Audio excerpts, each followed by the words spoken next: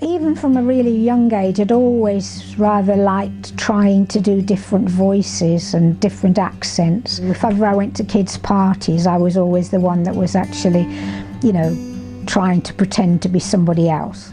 And then when I was 8 years old, I changed schools. They were doing the play Alice in Wonderland, and it had already been cast, so I hadn't got a chance of getting a part.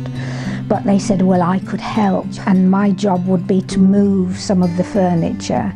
And that, to me, I thought, well, that's fine, because I'm on the stage and people will be watching. And we came to a break in the scene, and I went on to move sort of a large chess piece and fell over another piece of scenery and dropped the chess piece. And in the end, I did end up actually having a round of applause. And that was really my first time I thought, oh yes, I really like this.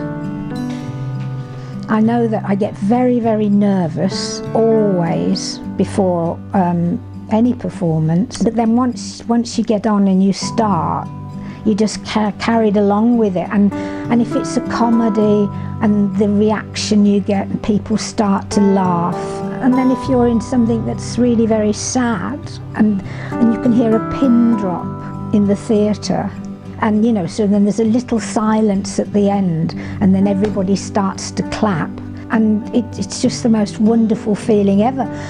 And when you go into a theatre, you can feel whether it's sort of friendly to you or if it feels cold.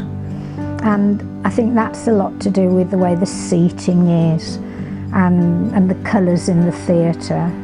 And you know, old theatres have such a lovely, lovely feeling with red velvet and things like that.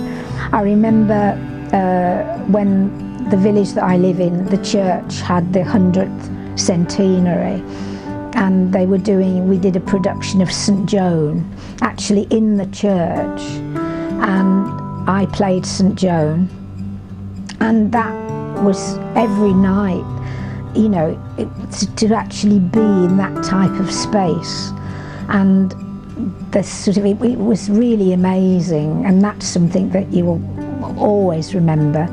But I remember the first part I played after I got married, and I'd sort of given up acting because I met this farmer, and my life was going to be very, very different now. And I had my first child, and when he was a few months old, I realised that, you know, I was missing something. And then I heard that there was a drama group that had just started up. They'd only done one thing. So I trundled along to the church hall, and they were just casting their second production, and that was 62 years ago. And it became a family, really. We went to fencing classes with somebody called Monsieur Flaubert, and we were there, you know, all these people with these fencing, these foils and, you know, en garde and things like that. And we went to ballet, well, not real ballet, but ballet movement classes and singing classes. And it was just joyful. It was just wonderful.